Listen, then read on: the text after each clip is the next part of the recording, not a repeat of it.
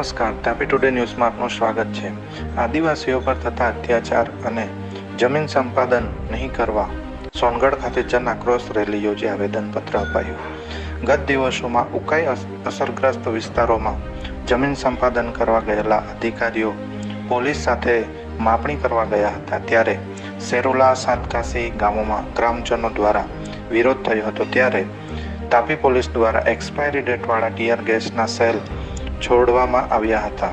વધુમાં કુકરમુંડા વિસ્તારમાં આદિવાસીને નિવસ્ત્ર કરી મારવાની ઘટના ઘટી હતી અને માંડવી ખાતે પણ જંગલ ખાતા દ્વારા ખેડૂતો પર અત્યાચાર ગુજારવામાં આવ્યો હતો અને સરકારી પ્રાથમિક શાળાઓમાં ખાનગી એજન્સીઓ દ્વારા ભોજન પીરસવાની ચર્ચા ચાલી રહી છે, તે સાખી લેવાય તેમ નથી તેવી અનેક ઘટનાઓને કારણે આજે સોનગઢ ખાતે વાંસદાના ધારાસભ્ય આનંદભાઈ પટેલ અને તાપી જિલ્લાના સામાજિક આગેવાનો મળી જન આક્રોશ રેલી કાઢી મામલતદારશ્રીને આવેદનપત્ર આપવામાં આવ્યું હતું।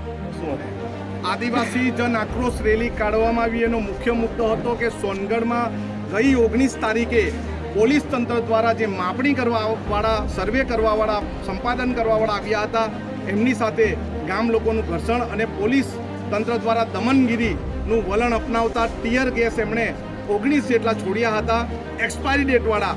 અને થોડા સમય પહેલાં કુકરમુંડામાં પણ એક આદિવાસી યુવકને નિર્વસ્ત્ર કરીને મારવામાં આવ્યો હતો। માંડવી ખાતે પણ જંગલ ખાતાના કર્મચારી દ્વારા આદિવાસી ખેડૂતો પર અત્યાચાર કરવામાં આવ્યો હતો।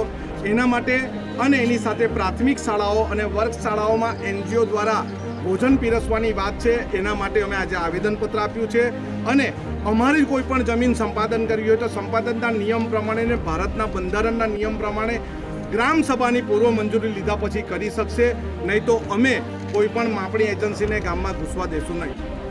સુપ્રીમ કોર્ટે વેદાંતા જજમેન્ટમાં કહ્યું છે ના લોકસભાના વિધાનસભા સબસે બડી ગ્રામ સભા। અમે કલેક્ટરશ્રીને આવેદનપત્ર આપ્યું હતું અને 19 તારીખે જ્યારે સાતકાસી મુકામે જે ટીયર ગેસ છોડવામાં આવ્યા છે એમાં પણ અમારી એક જ માંગણી હતી કે સુપ્રીમ કોર્ટ જ્યારે ગ્રામસભાને સર્વોપરી ગણતી હોય તો તમે આજે અહીં માપણી કરવા આવ્યા છો, તમે પણ પહેલાં ગ્રામસભા બોલાવો અને એના પછી જ તમે અમારા વિસ્તારમાં માપણી કરો। પરંતુ માપણી કરવા આવેલા અધિકારીઓએ પોલીસો પર દબાણ કરીને અમારા પર 19 જેટલા ટીયર ગેસ છોડવામાં આવ્યા, એ પણ એક્સપાયરી ડેટવાળા। એટલે અમે સરકારી તંત્રને પણ કહેવા માગીએ છીએ કે તમે પણ સંવિધાનથી મોટા નથી, તમે પણ ભારતના બંધારણમાં આવો છો અને તમે પણ અમારા ટેક્સના પૈસાથી પગાર લો છો, એટલે તમે ક્યારેય આવા ઘર્ષણમાં ઉતરશો નહીં। અમે અમારા હક અધિકારની લડાઈ લડીને જ જંપીશું।